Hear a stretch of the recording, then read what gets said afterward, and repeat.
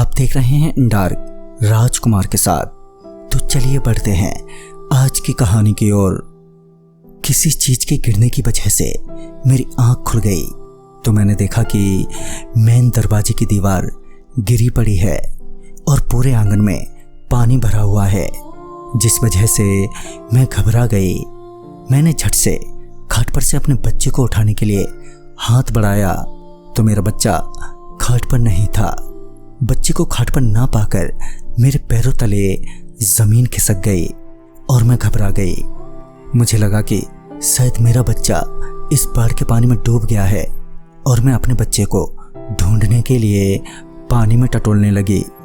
मैंने पूरे आंगन में उस भरे हुए पानी में बच्चे को ढूंढा पर मेरा बच्चा कहीं नहीं मिला।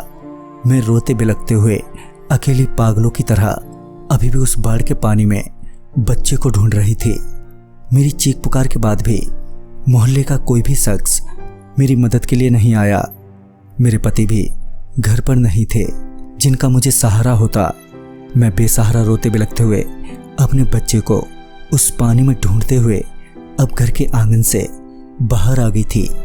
मेरी समझ में नहीं आ रहा था कि मैं क्या करूं, कहां ढूंढूं अपने बच्चे को। मैं अभी रो ही रही थी कि तभी मुझे बच्चे की रोने की आवाज आई और आवाज सुनते ही मैं एकदम से उस तरफ दौड़ी जिधर से वो आवाज आ रही थी, मगर मैं पानी में भाग ही नहीं पा रही थी क्योंकि भागने से मेरी सांसें फूल गईं, जिस वजह से मैं 2-4 बार गिर भी गई थी। फिर मैं हाँफते हुए जब बच्चे के पास पहुंची तो मैंने देखा कि एक औरत मेरे बच्चे को गोद में लिए खड़ी है। दरअसल जिस जगह पर मैं खड़ी हुई थी वो गांव की शमशान भूमि थी। उस औरत को देखकर मैं बहुत घबरा गई और मुझे डर था कि कहीं वो औरत मेरे बच्चे को कुछ ना कर दे, क्योंकि वो औरत कोई औरत नहीं थी। उसका चेहरा पूरा सपाट था।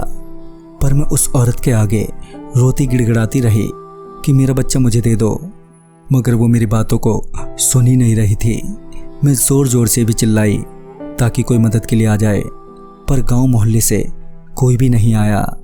फिर मैंने हिम्मत जुटाई और अपने बच्चे को लेने के लिए उस औरत पर झपटी तो वो औरत एकदम से गायब हो गई और देखते ही देखते मेरी आंखों के आगे अंधेरा छा गया। फिर जब मुझे होश आया तो मैं शमशान में ही एक बबूल के पेड़ के सहारे टिकी हुई थी। मैं रोते हुए फिर से अपने बच्चे को इधर उधर ढूंढने लगी।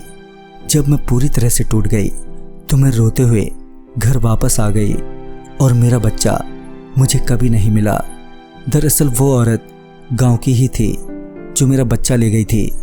एक बार उस औरत का बच्चा खो गया था और वो उसके वियोग में पागल होकर मर गई।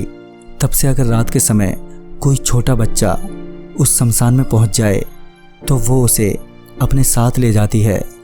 और मेरा बच्चा भी उस रात बाढ़ के पानी में बहता हुआ उस शमशान में चला गया था और वो हमेशा हमेशा के लिए मेरे बच्चे को ले गई और मेरा बच्चा मुझे फिर कभी नहीं मिला। तो दोस्तों, इस कहानी में बस इतना ही।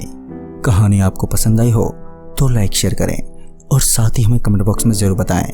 तो मैं आपका दोस्त राजकुमार जल्द ही मिलूंगा। तब तक के लिए बाय एंड टेक केयर।